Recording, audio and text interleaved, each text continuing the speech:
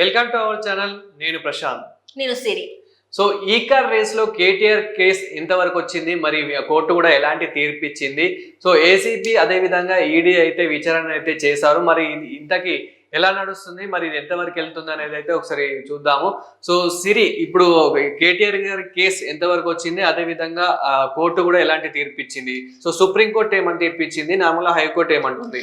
అయితే ఫస్ట్ దీని గురించి మాట్లాడుకోవాలంటే అసలు ఫార్ములా ఈ రేస్ ఈ కార్ రేస్ మనం మాట్లాడుకుంటే అసలు ఫార్ములా ఈ కార్ రేస్ ఏంటి అంటే ఇప్పటివరకు మనం చూసుకున్నట్టయితే హైదరాబాద్ ని అందరూ అంటే అన్ని రకాల వాళ్ళు వచ్చి ఇక్కడ వ్యాపారాలు చేసుకుంటారు. అందరు కూడా ఒక మినీ ఇండియా అని అంటారు హైదరాబాద్ ని. సో ఇక్కడ ఇంకొంతమంది ఏమంటారు పెట్టుబడిదారులను ఆకట్టుకోవడానికి చేసే ప్రయత్నంలో అంటే అప్పటి తెలంగాణ ప్రభుత్వంలో ఉంది ఏంటంటే కేసీఆర్ గారు సీఎం గా ఉన్నారు కాబట్టి మనకు తెలిసింది. అయితే అక్కడ ఏంటంటే ఇక్కడ మనకి చూసుకున్నట్టయితే ఏదైతే ఎన్టీఆర్ మార్గ్ ఉందో అక్కడ ఫార్ములా ఈ కార్ రేసింగ్ అయితే జరిగింది.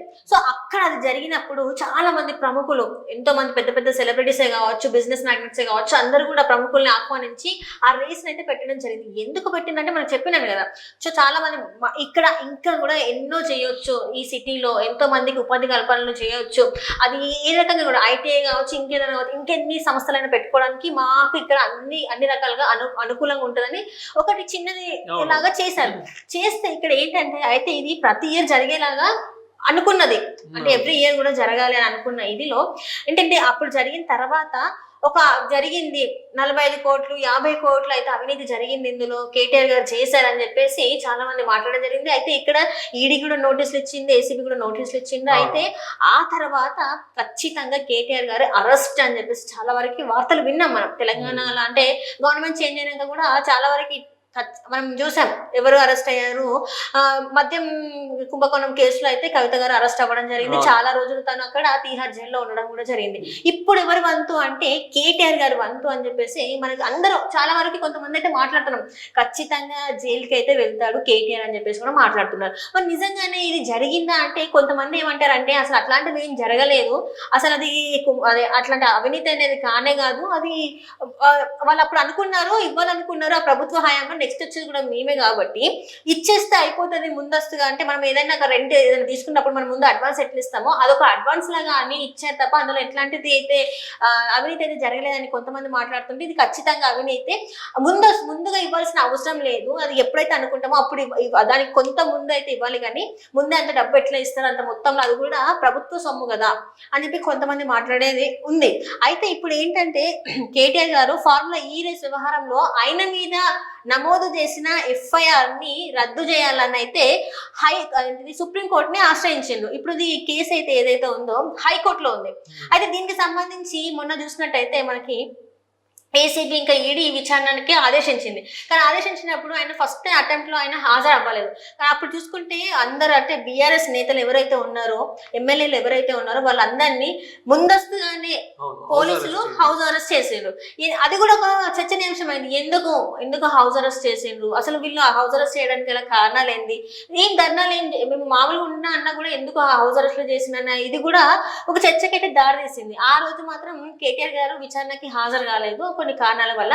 ఆ తర్వాత మళ్ళీ అయితే అటెండ్ అవ్వడం జరిగింది. అటెండ్ అయిన తర్వాత విచారణకు హాజరయ్యారు. మరి అక్కడ ఎలాంటివి చోటు చేసుకున్నాయో మనకైతే తెలియదు, కానీ ఇప్పుడు మాత్రం తనైతే ఏంటంటే మన సుప్రీంకోర్టును అయితే ఆశ్రయించడం జరిగింది. అయితే సుప్రీంకోర్టులో ఏదైతే ఈ ఫార్ములాది విచారణ జరుగుతుంది కదా, అంటే ప్రాథమిక దశలో ఉన్నప్పుడు హైకోర్టు ఆదేశాలు అయితే జోక్యం చేసుకోము మేము అని చెప్పేసి అయితే సుప్రీంకోర్టు చెప్పింది. అండ్ అట్లనే క్వాష్ పిటిషన్ విత్డ్రా చేసుకుంటామని చెప్పి నాకు కేటీఆర్ తరపు న్యాయవాది. అంటే ఏదైతే క్వాష్ పిటిషన్ అంటే మనకు తెలిసిందే అంటే అప్పటికప్పుడు అది విచారణ జరగాలని చెప్పేసి మనం కొన్ని పిటిషన్స్ వేసుకోవచ్చు. అది కొంతమంది ప్రముఖులకు మాత్రమే వెసులుబాటు ఉంటుంది. అంటే మనలాంటి వాళ్ళకి అది సాధ్యం కాదు, సామాన్యులకి సాధ్యం కాదు. అది కొంతమంది అంటే విఐపీస్ కనుకో మనము ముందస్తుగా పెట్టుకోవాలంటే దానికి కొన్ని రూల్స్ అండ్ రెగ్యులేషన్స్ ఉంటాయి క్వాష్ పిటిషన్ వేసుకోవాలంటే.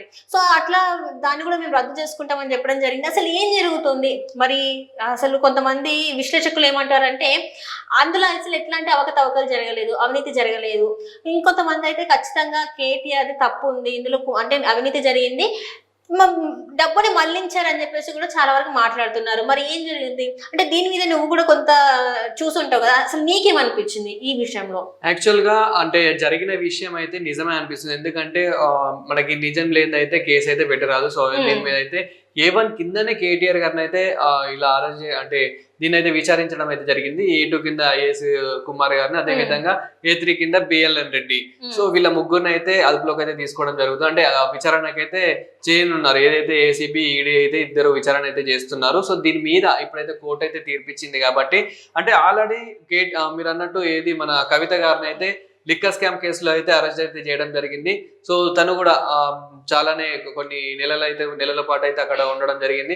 సో అదే విధంగా ఇప్పుడు కేటీఆర్ది కూడా నిజంగానే తప్పు ఉంటే మరి ఇక్కడ చాలా మంది ప్రశ్న ఏంటంటే పక్క మరి అరెస్ట్ అవుతాడా లేదా అనేది అయితే ఉంది. సో నిజంగానే తప్పు ఉంటే మాత్రం లేట్ అయినా సరే కానీ సో ఈ విచారణ పూర్తయ్యేసరికి అయితే పక్క అరెస్ట్ అవుతాడు అనేది కూడా మనం అనుకోవచ్చు. ఎందుకంటే తప్పు ఉంటే మాత్రం సో ఎవరిని కూడా న్యాయం అయితే వదిలిపెట్టదు కాబట్టి సో మేబీ అరెస్ట్ అయితే అవుతాడు. సో ఇతని తర్వాత కూడా ఇంకా మరి చాలా మందికి ఒక డౌట్ కూడా ఉంది, బీఆర్ఎస్ లో ఇంకెంత మంది ఇలా అరెస్ట్ అయి ఉన్నారు అంటే ఇంకా ఇలాంటి అక్రమాలు అన్యాయాలు ఎవరైతే చేశారో అంటే ఇలాంటి అవకతవకలు కూడా ఎవరైతే చేశారో సో వాళ్ళందరినీ కూడా తీసుకొచ్చే అవకాశం కూడా ఉంది. ఇప్పుడు మనం ఆల్రెడీ ఏపీలో కూడా చూస్తున్నాము, ఏదైతే వైఎస్ఆర్ వాళ్ళని ఏ విధంగా అయితే అంటే వాళ్ళ అన్యాయాలు ఏవైతే ఉన్నాయో అవన్నిటిని చూసి ఎంతమందిని అరెస్ట్ చేస్తున్నారో మనమైతే రోజు చూస్తూనే ఉన్నాము. రోజు నార్మల్ అయితే మనకి వారంకొకరు అయితే అరెస్ట్ అవుతూనే ఉన్నారు. సో ఇదే విధంగా అంటే వాళ్ళ గురించి పక్కన పెడితే కనుక మనకి ఇప్పుడు చూసినట్లయితే కనుక కేటీఆర్ గారు కూడా మేబీ అరెస్ట్ అయ్యే అవకాశం అయితే ఉందన్నట్లయితే అనిపిస్తుంది. అంటే ఇక్కడ చూసుకున్నట్టయితే గత ప్రభుత్వ హయాం అంటే కేసీఆర్ గారి ప్రభుత్వ హయాంలో 10 సంవత్సరాలు చాలా వరకు ఏంటంటే ఫస్ట్ 5 సంవత్సరాలు ఏంటంటే మనకు అప్పుడే కొత్త రాష్ట్రం కాబట్టి చాలా వరకు అది గడిచిపోయింది. కానీ రెండో దఫా వచ్చేసరికి చాలా వరకు ఇవ్వాల్సినవి ఇవ్వలేదు, సరిగా చూడలేదు, తెలంగాణ ప్రజల్ని సరిగ్గా పట్టించుకోలేదు అని చెప్పేసి కొన్ని జరుగుతున్నాయి. ఇంకొకటి ఏంటంటే కుటుంబ పాలన, మొత్తం ఆ కుటుంబమే మొత్తం పాలిస్తుంది రాష్ట్రాన్ని అని చెప్పేసి అట్లా అండ్ వాళ్ళకి నచ్చిన డెసిషన్స్ తీసుకోవడం. ఇప్పుడు ఏదైతే ఇది ఫార్ములా ఈ రేస్ ఉందో ఇది కూడా ఎక్కడో అవుట్స్కట్స్ లో చేయాల్సింది, కావాలని సిటీ మధ్యలో పెట్టారని కూడా చాలా మంది మాట్లాడడం జరిగింది. సో ఇది ఏదైతే జరిగిందో దీనంతటి కూడా వాళ్ళు కొంత రెక్లెస్ అంటే వాళ్ళు ఏవైతే నిర్ణయాలు తీసుకున్నారో వాళ్ళవే నడవాలని కొంత చేశారని చెప్పేసి కూడా చాలా వరకు మాట్లాడుతున్నారు. అంటే ఇక్కడ మనకి ఏంటంటే మీరు అన్నట్టు సిటీ అవుట్స్కట్స్ లో జరిగితే ఏంటంటే చాలా మంది వెళ్ళడానికి అసలు వీలు కాదు. సో ఇక మనకు అసలు హైదరాబాద్ అంటేనే మనకు ఒక టూరిస్ట్ ప్లేస్, దీనికి గుర్తొచ్చేది మనకి tank bund. So tank bund దగ్గర అయితే అందరు వస్తారు. అదే విధంగా మెయిన్ గెస్ట్లు కూడా ఎవరైతే ఉన్నారో అంటే అక్కడికి మనకి ఆర్టిస్టులు కూడా చాలా మంది తెలుగు ఇండస్ట్రీ నుంచి చాలా మంది అయితే రావడం జరిగింది. ఫిలిం ఇండస్ట్రీ నుంచి నాగార్జున గారు కానివ్వండి, ఇట్లా చాలా మంది అయితే అక్కడ పార్టిసిపేట్ చేయడం జరిగింది. వాళ్ళ కోసం కూడా చాలా మంది ఇప్పుడు ఎవరైతే ఈ కార్ రేస్ ని చూసేందుకు నార్మల్ కామన్ మ్యాన్స్ ఎవరైతే ఉన్నారో చాలా మంది అయితే అక్కడికి రావడం జరిగింది. అదే విధంగా ఇంకొకటి కూడా అంటే మనకి ఒక దగ్గర మంచి చేసినప్పటికీ కూడా కొన్ని విలేజెస్ లలో పట్టించుకోలేరు అన్నట్లు. అంటే ఇక్కడ మనకి బిఆర్ఎస్ లో మెయిన్ మైనస్ పాయింట్ ఏంటంటే హైదరాబాద్ ని చాలా బాగా చేశారు కేటీఆర్ గారు.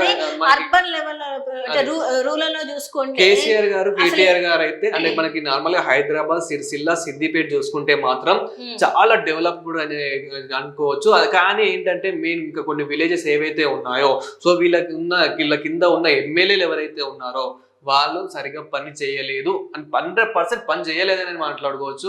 అండ్ ఇప్పుడు కొందరిని చూసుకుంటే అయితే కనుక మనకి కాంగ్రెస్ లోకి జంప్ అవుతున్నారు. సో అది అంటే ఇక్కడ ఏంటంటే వీళ్ళు ఎంతసేపు ఎక్కువ ఫోకస్ చేసింది ఇక్కడే, కొంచెం అక్కడ కూడా ఫోకస్ చేస్తే మళ్ళీ బీఆర్ఎస్ వస్తుండే. కానీ ఇక్కడ మైనస్ పాయింట్ ఏంటంటే సో విలేజెస్ ని సరిగా పట్టించుకోలేదు. అంటే రూరల్ లో ఉన్నవేవి కూడా పట్టించుకోకపోయేసరికి అక్కడ వ్యతిరేకత అనేది చాలా వరకు మనకి ఈ రోజులలో ఇప్పుడు డబుల్ బెడ్రూమ్ అనేది అంటే అతను గత 10 సంవత్సరాల నుంచి డబుల్ బెడ్రూమ్ అనేది తీసుకొచ్చాడు. చాలా విలేజెస్ లో డబుల్ బెడ్రూమ్ అనేది ఇచ్చాడు. కానీ ఇప్పుడు కొన్ని ఊర్లలో అసలు డబుల్ బెడ్రూమ్లు సరిగా లేవు. అండ్ రోడ్స్ మెయిన్ విలేజెస్ లో ఏవైతే ఉన్నాయి రోడ్లు సరిగా లేవు. అండ్ వాళ్ళు ఏదైతే ఫీల్డ్కి వెళ్తారో మార్నింగ్ లేసి పొలాలకు వెళ్తారో ఆ రోడ్లు కూడా సరిగా లేవు. అంటే ఇలాంటివి పట్టించుకోకపోవడం వల్లనే వాళ్ళు ఇంకా ప్రతిసారి ఏదో పెన్షన్ డబ్బుల కోసం అని చెప్పేసి బతుకమ్మ చీరలు ఇస్తారు అని చెప్పేసి అయితే ఓట్లేరుగా. సో అలా అయిపోయింది. సో అది పక్కనే పెడితే అయితే ఇప్పుడు ప్రజెంట్ అయితే ఈ కార్ రేస్ లో ఈ విధంగా అయితే నడుస్తున్నాం.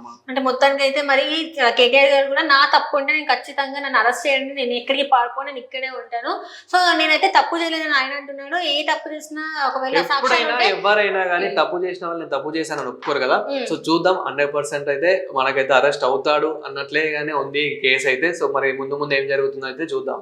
Thank you.